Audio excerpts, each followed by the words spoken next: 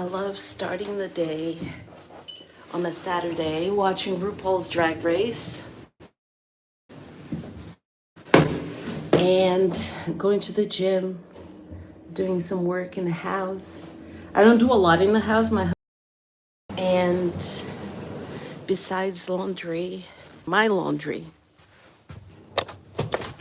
because I wash a lot of my clothes by hand.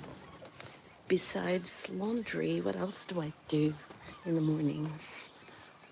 I like to organize some of my things. And I like to do it when everyone's sleeping.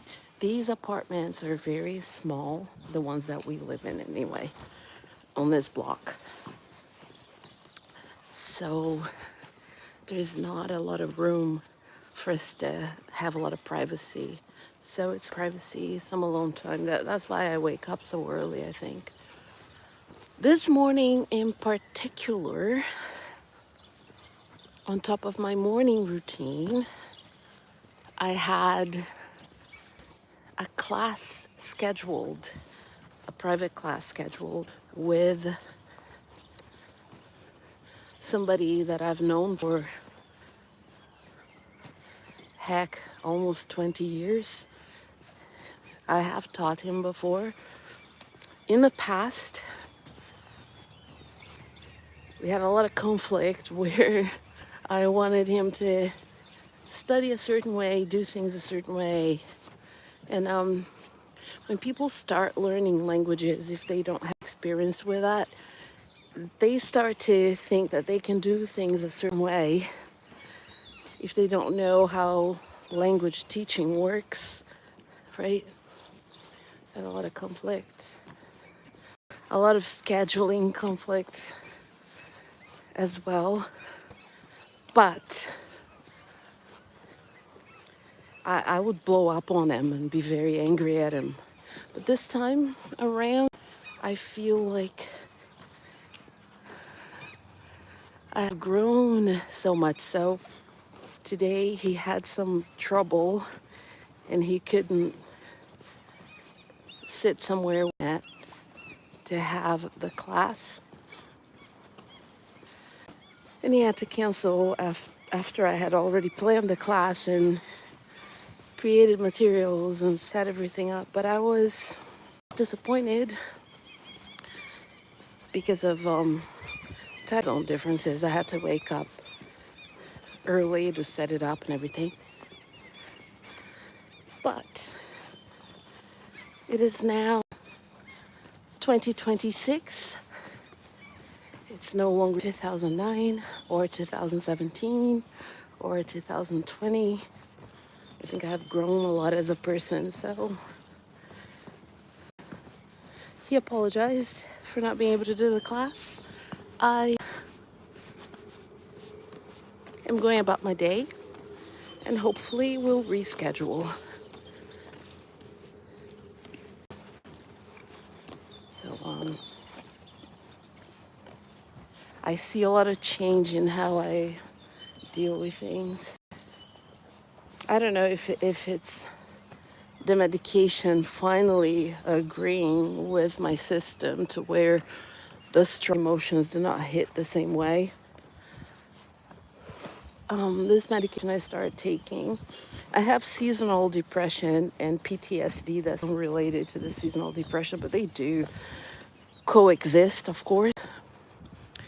So I've been taking this medication, different dose, for the past 12, 13 years, something like that. And there were times when it was incredibly hard for me. But I've never stopped functioning in society. I've never stopped working. I've never stopped being there for my family. So that's why I don't understand certain people will not show up for school, will not show up for their families. They completely check out because of their emotional problems. So I guess there is a difference of levels of depression, PTSD, seasonal depression even. There are different levels of it that people can live with. And I reckon some people are stronger than others. Some people deal with their problems in a way that requires them to disappear. Other people deal with their problems head on, and they exist. They work, they go to school, they show up for their kids in spite of what is going on with their emotions and their mental health, their psychological health. But I think here in Norway, specifically, I promised I wasn't gonna diss anybody, and I don't intend this in a mean kind of way or anything. But I believe that people should work through what's going on. When my mom died, I got news at 3:45 in the afternoon. I went home distraught and devastated. I gave my daughter the news.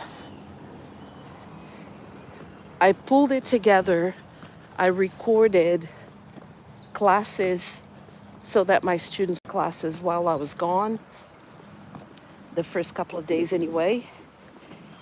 And I prepared myself for the trip for my mom's funeral. I taught classes every day. I woke up at 3 o'clock in the morning to teach those classes. So I showed up for everyone that I needed to show up for, that I could show up for them. So this is like emotionally speaking, right? There are certain things, for example, if I had no internet and if my computer was broken, my phones were broken, then I wouldn't be able to teach at all, right? So I wouldn't be able to do anything about that. Nevertheless, since I had the way to do it, so I did it.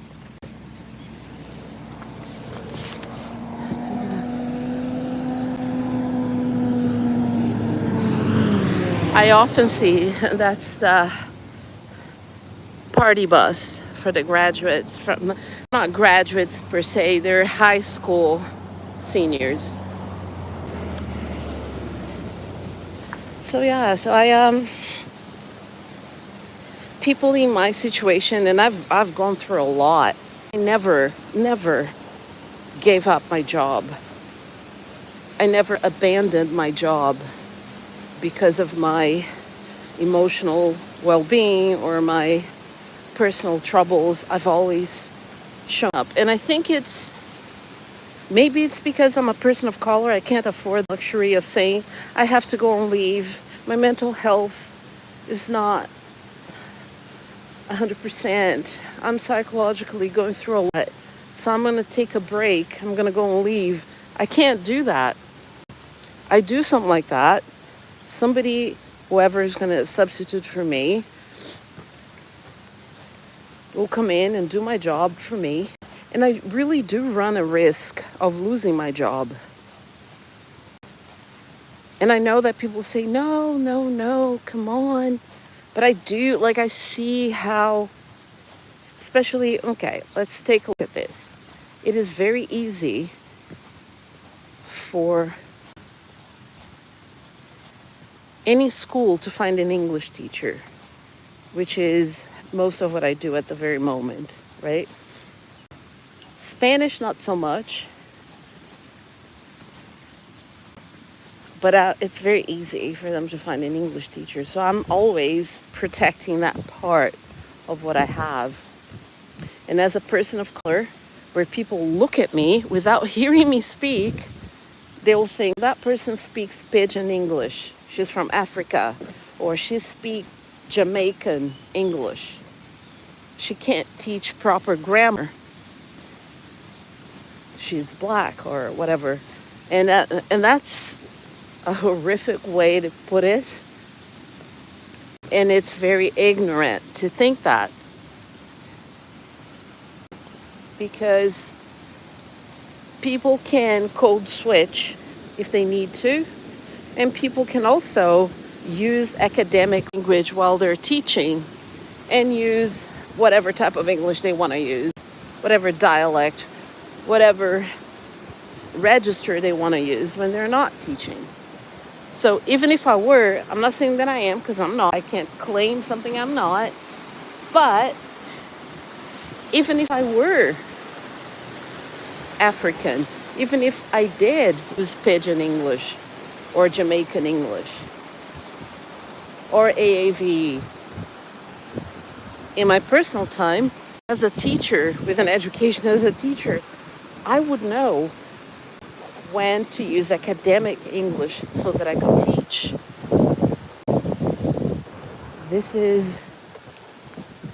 So it is ignorant for them to just look at me and say, oh, she's black, so she must speak this type of English. She can't properly teach her kids. Anyway, so I'm always protecting my career, my job, especially because I have to pay bills. Otherwise, I'm stuck here forever. I want to be free from credit card debt. It's not like I bought a whole bunch of stuff, brand clothing and Fume, and that I just went on luxurious trips. It's none of that. Just to have money to help at home, money to buy groceries, to survive in Norway. Everything is excruciatingly expensive. And I was saying something to my mother-in-law about how expensive it is to live here. And I know she feels offended sometimes, like, oh, it's not just Norway that's expensive. It's expensive everywhere. I understand that. But in Norway, the levels, people don't understand how excruciatingly expensive everything is. Like when people come here from the United States and they go to McDonald's, they're like, what? That's how much it costs? You know what I mean? So the prices are exorbitant. The discrepancy between the price for a bus ticket and a taxi ride, between even Uber and taxis, you know, they're the same price. So it is very different. It is expensive in the United States. Yes. It is expensive in Australia. Yes. It is expensive in New Zealand. Absolutely. Is it excruciatingly expensive in Norway and almost impossible for you to ever save me? Yes. I started this race behind everybody else. So it's very hard. It's like giving somebody a head start, which would be white Norwegians, and have me, as a person of color, start 10 minutes not being able to catch up ever. It's very hard. And people don't like to look the truth in the eye. They don't like, Norwegians, for the most part, do not want to be considered racist. They're very afraid of being perceived as racist. And they do everything they can to combat. They don't want this to be the legacy of their country. They do not want people to think of Norway negatively when it comes to multiculturalism. They go out of their way. I'm a part of Dembra, and I can see that. I'm sitting in a room with the whitest people in the world, and we're discussing ways in which to make people feel accepted and included. And so I talk about racism in Norway. I do talk about how I do not have the same opportunities. My life is difficult. Nonetheless, I can see how I actually do I actually do see how people try to not be racist. They try to include everybody. They try to. So the microaggressions sometimes are not on purpose. And we need to educate people, right? That's what I do. I'm an educator. I'm going to the gym right now. I have been a target for racism here a few times. I am not going to go into particulars of the situation. I have complained, of course, but as always, they want to hear out the other side, right? My voice does not matter as much as that of a white Norwegian. Is it fair? Is it the right thing to do? I don't know. It is Norway. I am living here, but I am legal. I pay taxes, very high taxes, 35%, baby. So for each $100, I take 65, and they take 35%. So I pay taxes. I show up where I have to show up. I am a abiding citizen, but I am a person of color, and it's their country, so it's not the same. My life is not the same as that of somebody who is white Norwegian. And so I'm hoping this woman is not here today.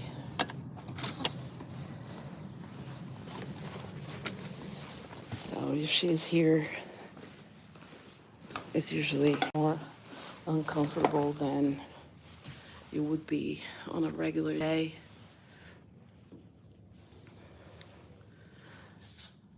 And the fact that she's still allowed in here, even though she's a racist, attacked me, it is surreal to me, but she is Norwegian adjacent. That's all I'm gonna say. So of course, he's perceived in the world is gonna be different from how I am perceived in the world.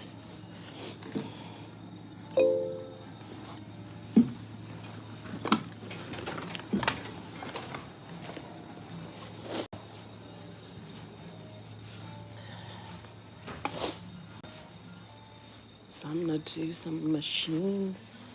I'm gonna do these 3 here, 1, 2, 3, before I go and do another 2, 3, before I go and do another 1, 2. So I'm gonna do some machines. It's a lot easier to do machines when there's nobody here. So yeah. Subscribe for more rants and subscribe so that you can watch my long form videos. My long form content is a lot more interesting. Well, I think so.